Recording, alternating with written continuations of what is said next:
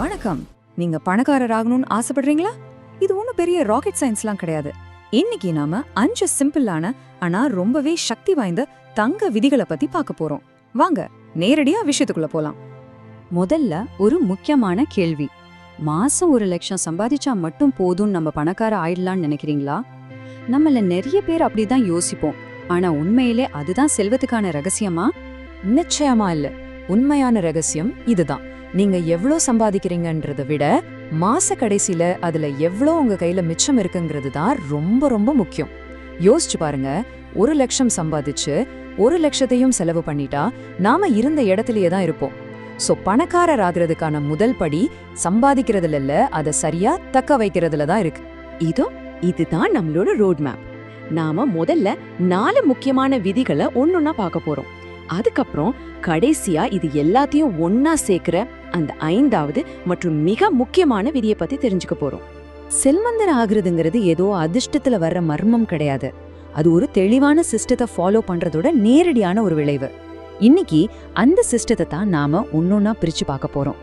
முதல் விதி இதுதான் எல்லாத்துக்கும் பேஸ்மெண்ட். அதாவது குறைவாக செலவு செய்யுங்க. உங்க ஃபினான்ஷியல் டிசிப்ளின் எங்க தொடங்குதுன்னா உங்க செலவுகளை நீங்க கட்டுப்படுத்துற இடத்துல இருந்து தான் தொடங்குது. உங்க பணத்தை கண்ட்ரோல் பண்ண ஒரு சூப்பரான வழிதான் இந்த 50-30-20 ரூல். உங்க வருமானத்தை 3ஆ பிரிச்சுக்கோங்க. 50% வாடகை, சாப்பாடு மாதிரியான அத்தியாவசிய தேவைகளுக்கு, 30% உங்க ஆசைகளுக்கு, அதாவது சினிமா, ஷாப்பிங் இந்த மாதிரி விஷயங்களுக்கு, மீதி இருக்கிற அந்த 20% அதுல எந்த காம்ப்ரமைஸும் இல்லாம நேரா சேமிப்புக்கும் முதலீட்டுக்கும் போயாகணும். இது உங்க பணத்தோட கட்டுப்பாட்டு திரும்பவும் உங்க கைக்கே கொடுக்கும். இந்த வரிய நல்லா மனசுல ஏத்திக்கோங்க. நீங்க சேமிக்கிற ஒவ்வொரு ரூபாயும் நீங்க கஷ்டப்பட்டு உழைச்சு சம்பாதிச்சு 1 ரூபாய்க்கு சமம். யோசிச்சு பாருங்க, சம்பாதிக்க நீங்க வேலை செய்யணும், ஆனா சேமிக்கிறதுக்கு தேவையற்ற செலவுகளை குறைச்சாலே போதும். இது ஒரு பவர்ஃபுல்லான மைண்ட் செட் ஷிஃப்ட். ஓகே, சேமிக்க ஆரம்பிச்சிட்டீங்க. அடுத்த ஸ்டெப் என்ன? வருமானத்தை பெருகிறது. ஒரே ஒரு சம்பளத்தை மட்டும் நம்பிட்டு இருக்கிறது கிட்டத்தட்ட ஒத்த கால நிக்கிற மாதிரி. ரொம்பவே ரிஸ்க். 7 இது வெறும் நம்பர் இல்லைங்க. உலக அளவில் இருக்கிற மில்லியனர்களுக்கு சராசரியா 7 அலகு வழிகள்ல இருந்து வருமானம் வருது. அவங்க ஒரே ஒரு வேலையை மட்டும் நம்பி இருக்கிறது இல்ல. அவங்க தங்களோட திறமையை வச்சு ஒரு சைட் பிசினஸ் பண்றாங்க, முதலீடுகள் மூலமா டிவிடெண்ட் வருது, வாடகை வருமானம் வருதுன்னு பல வழிகள்ல தங்களுக்கு வருமானத்தை உருவாக்குறாங்க.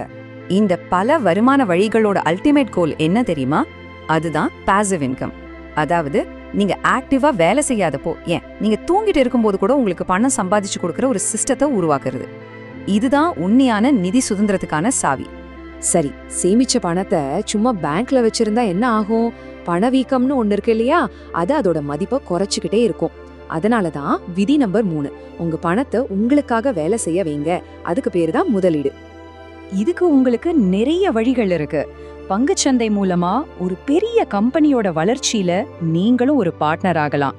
மியூச்சுவல் ஃபண்டுகள் உங்க பணத்தை பல பங்குகள்ல பிரிச்சு போட்டு உங்க ரிஸ்க் குறைக்கும். ரியல் எஸ்டேட் ஒரு நிலையான சொத்தை உருவாக்கும். ஆனா இது எல்லாத்துலயுமே முக்கியம் என்னன்னா, நீண்ட கால நோக்கம் வேணும். முதலீட்டோட ஒரு சூப்பர் பவர் இருக்கு. அது என்ன தெரியுமா?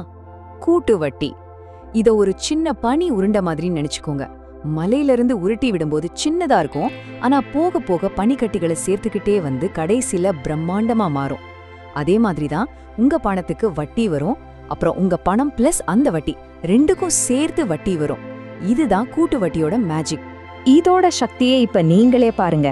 வெறும் 10,000 ரூபாய் முதலீடு 20 வருஷத்துல 67,000 ரூபாய்க்கு மேல வளர்ந்திருக்கு. இது எதுவும் மாயாஜாலம் இல்ல, இது சிம்பிள் கணக்கு மற்றும் டைம். நீங்க எவ்வளோ சீக்கிரம் ஆரம்பிக்கிறீங்களோ அவ்வளோ பெரிய வளர்ச்சியை பார்க்க முடியும். பணத்தை எங்க முதலீடு பண்றதுன்னு பேசிட்டோம். ஆனா இந்த உலகத்திலேயே பெஸ்டான இன்வெஸ்ட்மெண்ட் எது தெரியுமா? அது நீங்க உங்க மேல பண்ற முதலீடு தான். உங்க அறிவும் உங்க திறமையும் தான் உங்களோட மிகப்பெரிய சொத்து.